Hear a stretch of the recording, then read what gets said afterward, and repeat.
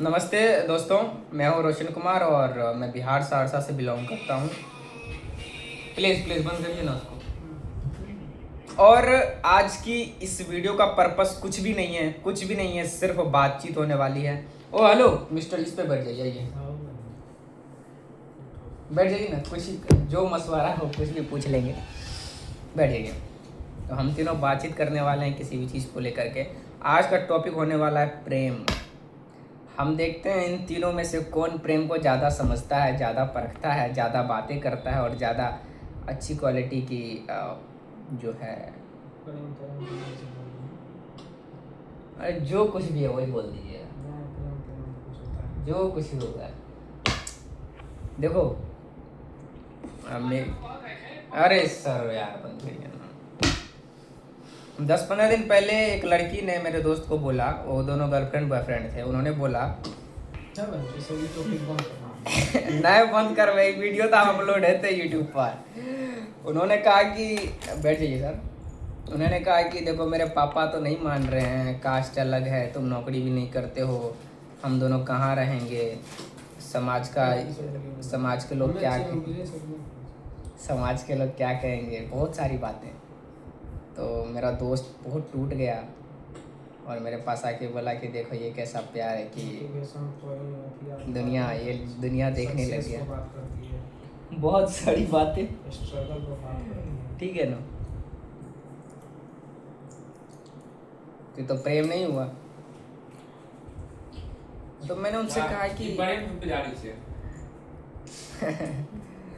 देखो मेरे दोस्त लोग कहते हैं कि तुम सक्सेस पे क्यों नहीं बात करते हो, भारत देश पे क्यों नहीं बात करते हो, देश विदेश गुलाम पाकिस्तान पे क्यों नहीं बात करते हो, उसको हिलाओ मत यार, आवाज़ मत करो। तो इन लोगों को पता ही नहीं कि मैं प्रेम का कवि हूँ। प्रेम शाश्वत है। प्रेम आज से 1000 साल पहले था, आज है और कल रहेगा। पाकिस्तान 1947 से पहले नहीं था, आज है और कल रहे ना रहे। तो ऐसी चीज़ों पे बात क्यों करना जिसका कोई विषय ही ना बचे। प्रेम तो हमेशा रहेगा, तो इसलिए प्रेम की बात करते हैं। तो मैंने दोस्त को कहा कि देखो प्रेम एक ऐसी चीज़ है, प्रेम का ना मिलना ही प्रेम है। प्रेम अधूरा रह जाता है तो ही वो मोहब्बत कहलाती है। मिल जाए तो फिर वो कहते हैं ना, मिल जाए तो मिट्टी है, ना मिले तो सोना है। बस वही है, मिलने के बाद प्रेम खो जाता है। प्रेम दूरी मांगती है, प्रेम आज़ादी देता है। तो लड़का बड़ा खुश हो गया कि चलो ठीक है। और एक शायरी सुनाता हूँ मैं, बिल्कुल इसी से सुन के। तेरी मुश्किल ना बढ़ाऊँगा चला जाऊँगा। मैंने अपने दोस्त को कहा कि ये सेम पिच अपने गर्लफ्रेंड को आखिरी बार बोल दे और उसको शादी करने दे जा कर। मैंने उनको कहा कि तेरी मुश्किल ना बढ़ाऊँगा चला जाऊँगा, अश्क आँखों से बहाऊँगा चला जाऊँगा। तेरी मुश्किल ना बढ़ाऊँगा चला जाऊँगा, अश्क आँखों में छुपाऊँगा चला जाऊँगा। थोड़ी देर दहलीज पे रहने दे मुझे, थोड़ी देर अपनी दहलीज पे रहने दे मुझे, जैसे ही होश में आऊँगा चला जाऊँगा। तो ये शायरी मैंने बोला अपने दोस्त को कि जाके बोल दे। तो उन्होंने जाके बोला तो ब्लॉक कर दिया उसको। उसके बाद लड़की की शादी हो गई और लड़का बहुत उसके याद में रोया, पढ़ाई वढ़ाई छोड़ के उसी के बारे में सोचता रहा। लेकिन कसमकस हाले दिल कुछ ऐसा होता है कि सावन बदलती है, समय बदलता है, लोग बदलते हैं, चेहरे बदलते हैं, प्रधानमंत्री बदलता है, सब कुछ बदलता है। वैसे ही उसके हालात भी बदल गए जब एक लड़की उसके घर पे आई। उसके रिश्तेदार में कुछ मौसी की बेटी के कुछ दोस्त थे। उस लड़की का नाम सुधा था। तो जैसे ही उसके घर पे गई, चाय वाय हुआ, नाश्ता पानी हुआ, उस लड़की की नज़र सुधा पे गई, सुधा की नज़र उस पे गई और दोनों में बहुत बातें होने लगी और दोनों में फिर से प्रेम जगना शुरू हो गया। अब कुछ लोग बोलेंगे कि ये कैसा प्रेम था कि उधर प्रेम छूट गया, अब इधर प्रेम चली तो फिर रंडपनी हो गया। नहीं नहीं नहीं नहीं, ये वो नहीं है। देखो मैं सोचने से निकल के प्रेम कभी एक से नहीं हो सकता, ठीक है ना। किसी को चमेली के फूल भी पसंद है तो उसको गुलाब के फूल के भी अपने ही मज़ा है, सूर्यमुखी फूल का अपना ही खुशबू है। गेंदे फूल का अपना एक अलग स्वभाव है। तो प्रेम भी तो एक फूल से नहीं होता है ना, बहुत सारे फूल से प्रेम होते हैं। अब इसका मतलब ये थोड़ी है कि गुलाब के फूल से प्रेम हो गया तो बाकी सारे फूल खराब लगेंगे और बाकी सारे फूल अच्छे नहीं लगेंगे। प्रेम है, प्रेम तो किसी से भी हो सकता है, प्रेम कभी एक से हो ही नहीं सकता। तो उन्होंने उनसे प्रेम करना शुरू कर दिया और सुधा उसका खूब केयर करता, लड़की भी, लड़का भी उसका खूब केयर करता। और ऐसे ही ज़िंदगी चलती रही।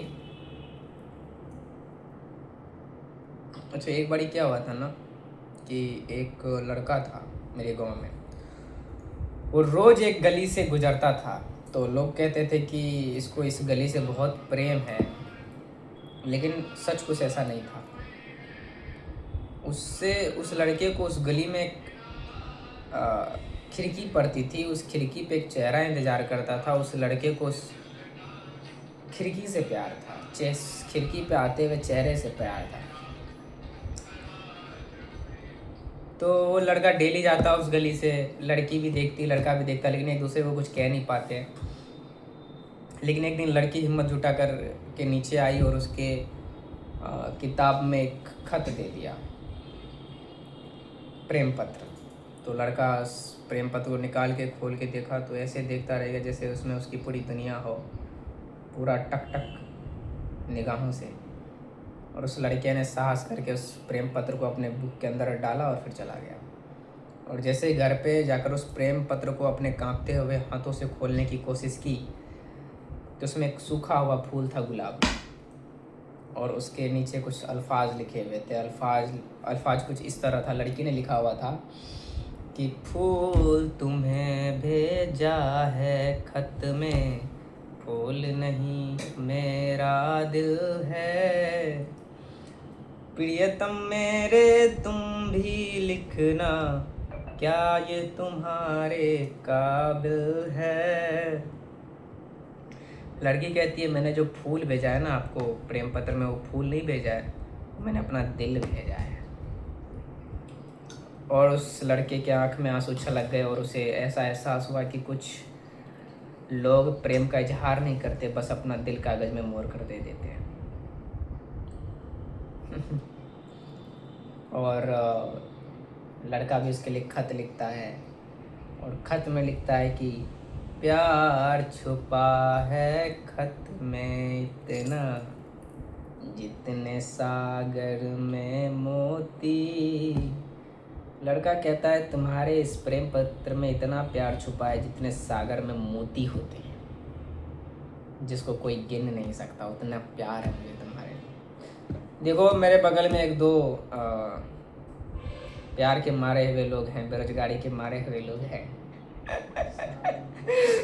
इसलिए इन दोनों को मज़ा नहीं आ रहा है। और मेरी तो जवानी अभी स्टार्ट ही हुई है, प्रेम में तो अभी अभी नया आशिक बनकर घुसा ही हूँ। मेरी अलग ही मौज है, अलग ही वाइब है, मेरे कुछ अलग ही दोस्त हैं। एक दोस्त है जिसका नाम है अनीसा, मिलवाऊंगा अनीसा आपको। इस वीडियो पे ही एंड करते हैं।